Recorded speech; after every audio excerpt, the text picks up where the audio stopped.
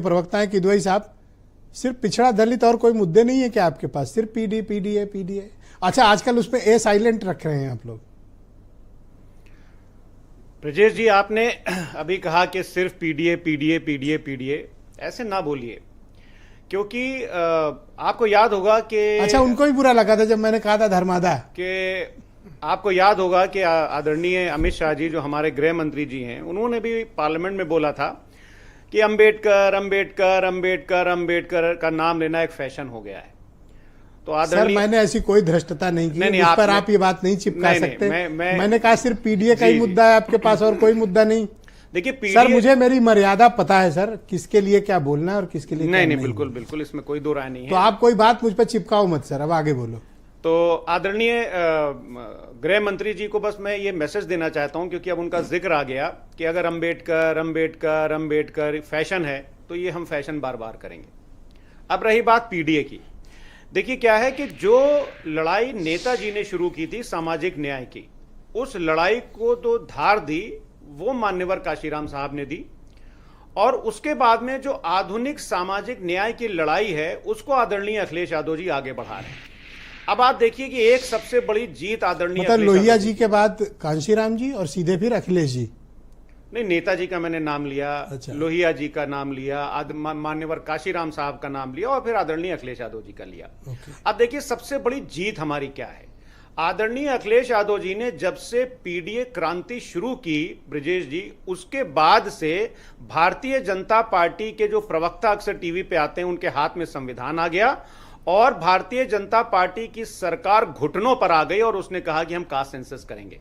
मतलब बहुत लंबा यू टर्न लिया है, क्योंकि आपको याद होगा कि 21 सितंबर 2021 को ब्रजेश जी, इसी सरकार ने सुप्रीम कोर्ट में एक एफिडेविट दिया था और उसमें सरकार ने कहा था कि जो कॉलम है ओबीसी की, जो कास्ट सेंसस का कॉलम है, उसको डालना प्रशासनिक तौर से कठिन है, बोझल है और उसमें डेटा इनएक्यूरेसी की भी बात की थी।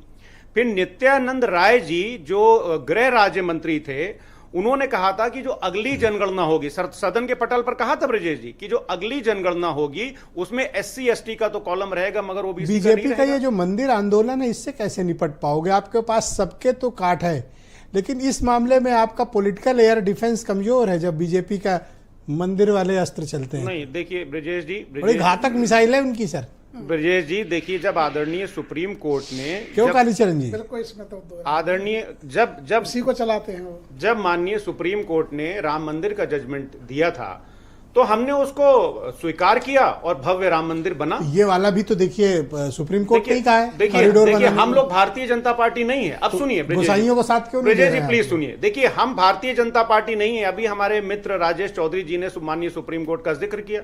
ये वही सुप्रीम कोर्ट है ना जिसके लिए इनके निशिकांत दुबे जी बोलते हैं कि गृह युद्ध जो हो रहे हैं वो सुप्रीम कोर्ट की वजह से हो रहे हैं। कहा था उन्होंने कि नहीं कहा था? तो आपका मुख्य हथियार बीजेपी के खिलाफ पिछड़ा दलित अल्पसंख्यक वाला ही है। हमारा ए आजकल साइलेंट है। नहीं, हमारा ना ए साइलेंट है, ना पी साइलेंट है, ना डी साइलेंट है। ए साइलेंट किए हैं ब्रजेश जी। नहीं, वो अकलियत और या अल्पसंख्यक दोनों प्रकट है कि मुसलमान के साइलेंट क्या है, मुसलमान के अल्पसंख्यक। अच्छा, दोनों शब्द प्रयोग कर लेते हैं। हाँ, नहीं ठीक है, ज्यादती कर रहे हैं आप। मतलब देखिए अब क्या है, पहला राउंड है, कोई किसी को बीच में इंटरप्ट ना करे प्लीज। हाँ, बोलिए। तो आदरणीय अखिलेश यादव जी, मैं क्या बताऊं, ये सिन्हा जी की आदत ऐसी है ना, बीच में टोका टाकी करते हैं। बोलिए आप ब्रजेश जी, हमको बोलने ही नहीं दे रहे हैं आज, मैं क्या बताऊं फिर। तो देखिए आदरणीय अखिलेश यादव जी ने जो सामाजिक न्याय की जो नई लड़ाई, पीडीए क्रांति की जो मशाल जलाई थी, वो भारतीय जनता पार्टी को घुटने पर ले आई।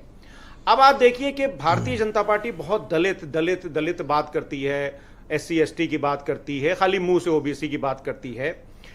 आपको मैं 2-3 चीजें बता देना चाहता हूं कि 11 साल से इनकी सरकार है, ना तो लिटरेसी रेट दलितों का उसमें कोई इंप्रूवमेंट ज्यादा आया है, ना मंथली पर कैपिटा एक्सपेंडिचर में आया है, और रेगुलर वेज में तो दलितों की हालत बहुत खराब है। लेकिन मजदूरी अगर कोई कर रहा है तो दलित समाज कर रहा है। उनका deputy chief minister OBC community के, उनके प्रदेश अध्यक्ष ओबीसी कम्युनिटी के, फिर भी आप कह रहे हैं कि हिस्सेदारी नहीं है, और कितना दे ओबीसी को बीजेपी वाले? नहीं, उनके जो दलित डिप्टी चीफ मिनिस्टर, जो ओबीसी डिप्टी चीफ मिनिस्टर हैं, उनसे सिर्फ इतना कहिए कि social justice and empowerment ministry की रिपोर्ट को पढ़ लें। उस रिपोर्ट के हिसाब से आज इस देश में जो गटर साफ कर रहा है वो 92% दलित और ओबीसी कर रहा है। उसमें उनकी क्या राय है? देखिए, खाली सत्ता की मलाई चाटने से कुछ नहीं होगा ब्रिजेश जी। और आपसे शिकायत की कि आपने मुझे आज टाइम बिल्कुल भी नहीं दिया। हम तो बहुत कुछ सोच के आए थे कि बहुत 4.5 बोले थे। मिनट से लगातार बोल रहे हैं, मैंने 3 बार सिर्फ इंटरप्ट किया है, सिर्फ 3 बार 4 मिनट में। ठीक, वो भी इनको खल गया। शुक्रिया।